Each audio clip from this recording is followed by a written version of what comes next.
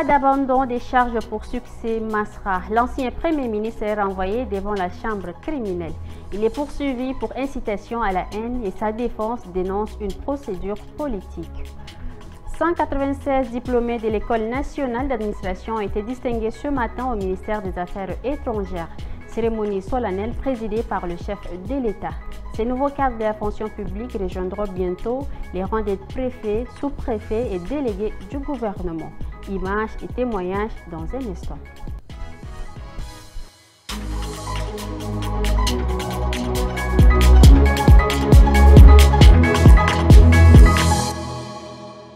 Bonsoir à tous et bienvenue. L'ancien Premier ministre Dr Succès Masra sera jugé par la chambre criminelle, notamment pour incitation à la haine après les violences survenues à Mandakao en octobre 2024. La décision a été actée par la chambre d'accusation ce matin. Ses avocats dénoncent un procès politique. Suivant. Il comparaîtra bientôt devant la cour criminelle. L'opposant Succès Masra, ancien Premier ministre de transition, est accusé d'incitation à la haine. Des accusations liées aux événements tragiques de Mandakao, où une quarantaine de personnes ont été tuées. Ce 30 juillet, son avocat, Maître Saïd Larifou, dénonce une procédure injustifiée. Dans un communiqué, il évoque, je cite, « une poursuite arbitraire maquillée sous un vernis judiciaire ». Fin de citation. Selon lui, le dossier est vide. Aucune preuve, aucun témoignage crédible. Pour la défense, il s'agit d'une manœuvre politique visant à neutraliser un opposant devenu gênant. Maître Larifou interpelle les juridictions tchadiennes et la communauté internationale. Il appelle au respect des engagements en matière de droits humains et à un procès équitable. Aucune date n'a encore été fixée pour l'ouverture du procès, mais le cas Masra continue d'agiter le débat politique au Tchad. Cérémonie solennelle ce mercredi au ministère des Affaires étrangères. Le chef de l'État a présidé la cérémonie des diplômes de la 19e promotion de l'École nationale d'administration. En présence des membres du gouvernement, les nouveaux cadres intègrent officiellement l'administration publique. Reportage de Mbaylassam Emmanuel et Maxime Solmengar. 196 lauréats ont reçu leur diplôme de fin de formation. Parmi eux, 11 majors de leurs filières respectives reçoivent des mains du chef de l'État leur parchemin. Formés dans des domaines de l'administration sanitaire et hospitalière, du contrôle de gestion, de l'administration territoriale, de la diplomatie, des affaires consulaires ou encore de l'administration des collectivités autonomes, ces nouveaux énarques se déclarent prêts à servir l'administration publique avec engagement et compétence. Les diplômés de cette 19e promotion, comme ceux qui les ont précédés, s'engagent à servir notre pays avec compétence, intégrité et dévouement, portés par les valeurs inculquées au sein de cette prestigieuse école. Les défis qui attendent ces lauréats, selon le directeur général de l'ENA, sont de taille. Ils devront apporter des solutions techniques aux problèmes actuels de l'administration tchadienne. Ce qui vous attend actuellement, vous le savez tous. Servir avec loyauté la République. Trouver des solutions techniques, je dis bien techniques, aux problèmes immenses, aux immenses défis de notre administration. Contribuer activement aux multiples chantiers ouverts par les hautes autorités. Dans son discours, le chef de l'État Mahamad Idriss Déby Itno a exhorté les nouveaux énarques à respecter leur serment dans l'exercice de leurs fonctions. Soyez dignes du serment que vous portez. Soyez le visage éthique et loyaux de l'État. Là où vous serez affecté, souvenez-vous que c'est la République qui vous appelle et c'est elle que vous incarnez. Cette 19e promotion porte le nom de Bintou Maloum, première femme tchadienne à intégrer l'ENA en 1966 et première femme à occuper le poste d'ambassadrice. Un choix qui rend hommage à son parcours pionnier. En Djamena, la 155e session du conseil d'administration de l'ASECNA s'est ouverte ce matin sous la présidence de la ministre tchadienne des Transports, Fatima Goukouni Ouedeye. Ce rendez-vous régional et stratégique réunit les principaux acteurs de la navigation aérienne pour réfléchir à la modernisation des infrastructures aéroportuaires en Afrique. Le commentaire de Nguyen Andom Sentia. C'est une réunion stratégique pour l'avenir du ciel africain. Autour de la table, les représentants des États membres, des directeurs d'aviation civile et des partenaires techniques. L'enjeu, faire le point sur les défis du secteur aérien après des années marquées par la crise sanitaire et une reprise inégale du trafic. Au programme de 755e session du Conseil d'administration, présentation des rapports d'activité, évaluation des politiques en cours et surtout définition des nouveaux caps. Conscient du rôle central du Conseil dans la gouvernance de la SECNA, nous aborderons ces travaux avec la rigueur et le sens des responsabilités qui fondent notre légitimité. Chaque dossier sera examiné avec exigence afin que nos délibérations éclairent les décisions et orientations des ministres lors de leur 75e réunion qui se tiendra ici même à N'Djamena le 1er août prochain. Au centre des préoccupations, la modernisation des infrastructures, la sécurité des vols, mais aussi la formation du personnel technique et l'interopérabilité des systèmes.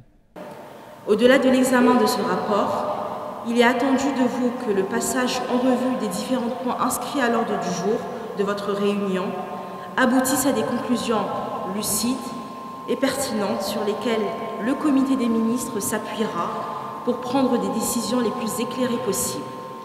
Lors de sa 75e session, qui clôturera les présentes assises de la SECNA à N'Djamena. Cette réunion statutaire de la SECNA se tient pour la 3e fois au Tchad. Ainsi, selon les autorités, de l'engagement du pays pour le développement du transport aérien en Afrique. Les travaux se poursuivent jusqu'à la fin de la semaine. À l'issue de cette session, un plan d'action à mi-parcours sera adopté avec l'ambition de faire de l'aviation un véritable moteur d'intégration régionale. Rencontre diplomatique au sommet ce 30 juillet à N'Djamena. Le président du Conseil constitutionnel, Jean-Bernard Padaré, a reçu une délégation hongroise conduite par l'ambassadeur Laszlo Edouard Maté et le député Szlofom Nemet. Au menu des discussions, le suivi du partenariat stratégique signé à Budapest en 2024. Ralombay Bonaventure et Djekorodom Armel. C'est ici, au siège du Conseil constitutionnel, que les échanges ont eu lieu. Dans une ambiance formelle mais détendue, Maître Jean-Bernard Padaré a accueilli la délégation hongroise. Une visite placée sous le signe du dialogue politique et du renforcement institutionnel. Objectif principal, faire le point sur le partenariat stratégique signé entre les deux pays en septembre 2024. Une coopération qui touche notamment au domaine de la gouvernance, de l'éducation et de la transition démocratique. Nous pensons qu'il est très important, au regard de nos relations avec d'autres pays, que la République du Tchad soit un pays stable, engagé après la transition sur la voie de la démocratisation. Et dans cette dynamique, le rôle du Conseil constitutionnel est particulièrement essentiel pour accompagner le processus démocratique.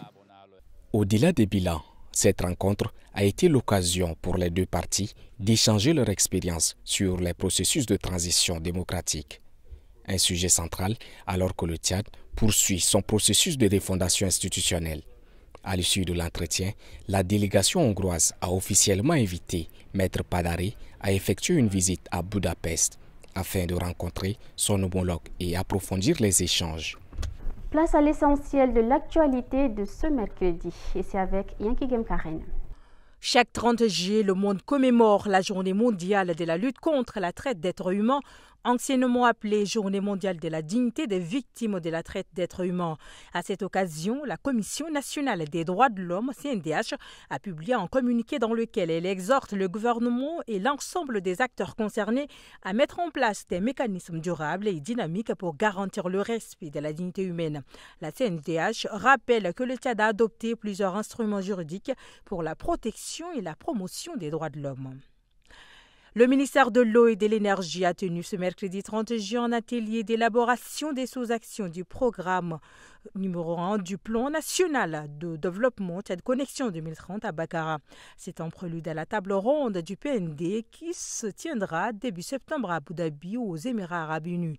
Cette rencontre vise à mobiliser les financements nécessaires pour permettre au Tchad d'atteindre d'ici 2030 un taux d'accès à l'eau potable de 100% un assainissement de 60% et un taux d'électrification nationale de 90%.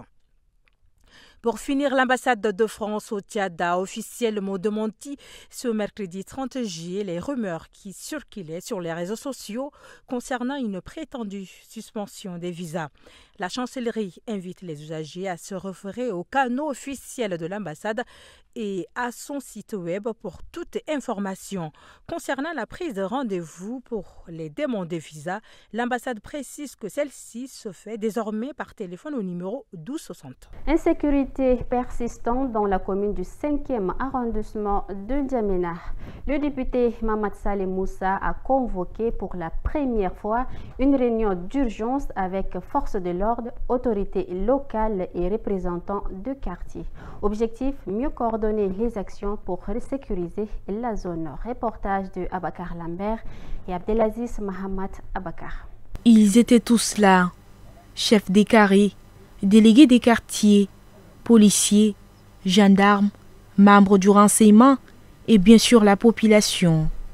C'est dans l'enceinte du lycée féminin d'Amri Guébé que s'est tenue cette rencontre inédite sur la sécurité du 5e arrondissement. Face à des habitants de plus en plus inquiets, l'élu Mamad Saleh Moussa a dressé un constat alarmant. Selon lui, plusieurs zones sont devenues incontrôlables, notamment le quartier Redina, pointu du doigt pour l'afflux d'étrangers soupçonnés de troubler l'ordre public. Je vous ai réunis ici aujourd'hui pour échanger autour de 3 grands thèmes. Le plus important, c'est la question de la sécurité.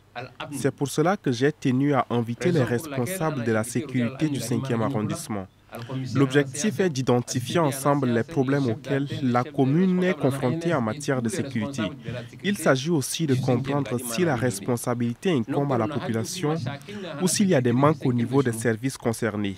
Après avoir recueilli vos avis et vos doléances, je m'engage en tant que député à les transmettre aux autorités compétentes. Des agressions, des vols, mais aussi une méfiance croissante entre communautés. Si certains accusent des personnes venues d'ailleurs, d'autres reconnaissent que l'insécurité est aussi entretenue par des jeunes du quartier. Les années passées, les jeunes se sont organisés et ils font les patrouilles chaque nuit. Ils font à 2h, 3h, les jeunes se lèvent et ils font les patrouilles. Nous, les femmes également derrière eux, on fait les patrouilles. Mais arrivé à un instant, nos chefs même nous ont accusés que nous-mêmes qui organisons les dégâts. Donc nous sommes obligés d'arrêter avec ça. Pour les forces de sécurité, la solution passe par une meilleure collaboration avec les autorités locales. Les chefs des carrés et les délégués sont invités à travailler main dans la main avec la police et la gendarmerie pour remonter les informations, signaler les comportements suspects et restaurer la confiance. Un début de dialogue salué par certains habitants, mais qui devra désormais se traduire sur le terrain. Et c'est avec ce rendu d'Aimé Dolinassou que nous mettons fin à cette édition. Merci à vous de l'avoir suivi. Bon suite de programme. À demain, Inch'Allah.